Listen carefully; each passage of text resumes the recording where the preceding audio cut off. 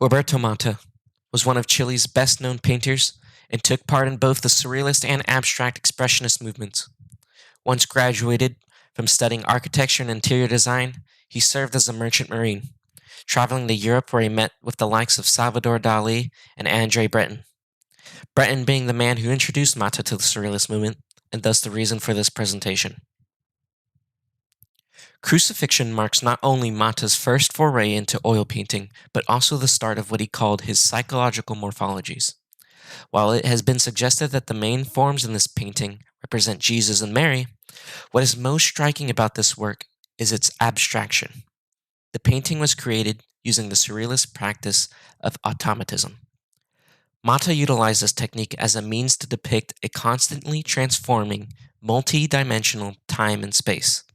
He believed that this allowed for a vision of reality that existed beyond the limits of normal human perception. Mata produced The Earth is a Man after being greatly affected by the dramatic landscape trip through Mexico in 1941. The painting depicts the Earth as a volatile and constantly evolving space. The composition is dominated by what appears to be either an exploding sun or an erupting volcano appearing centerfold of the composition. For Mata, this symbolized a personal outpouring of emotions and ideas. Volcanoes also appeared in several other works from this period consequently.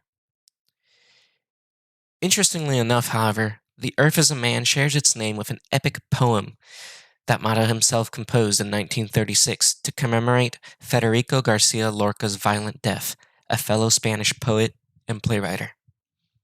As one of Mata's social morphology paintings, being with Etre Avec, it represents a direct response to the horrors of the Second World War.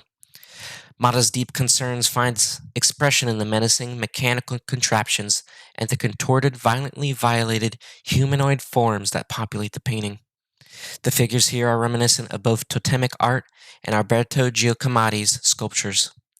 Furthermore, the influence of the contemporary Mexican muralist can be seen in this increased scale at 87 by 180 inches and Mata's explicit engagement with these social issues. Etre Siple Nu Monde shows a cosmic landscape dominated by a fantastical machine, highly reminiscent of Duchamp's The Large Glass. The imagery in the title of the painting, loosely translated as Our Earth is a Target, hinted at the paranoia and fear associated with the atomic age, and thus heightened by the Cold War and the space race.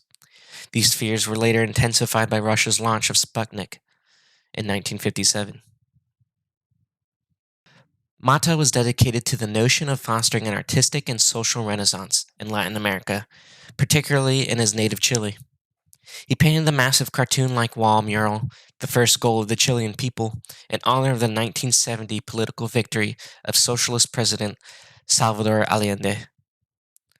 When military dictator Augusto Pinochet took power in 1973, he had the work covered in 16 coats of paint.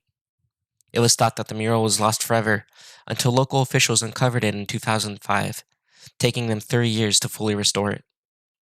La Source du Calme, The Source of Calm, was Mata's final composition before his death. Like much of his later work, this print exhibits brighter colors, softer forms, simplified figures, and an overtly spiritual mindset. This turned to be more mystical and mythological themes, echoes those of similar sentiments expressed by the authors of the Latin American literary Renaissance.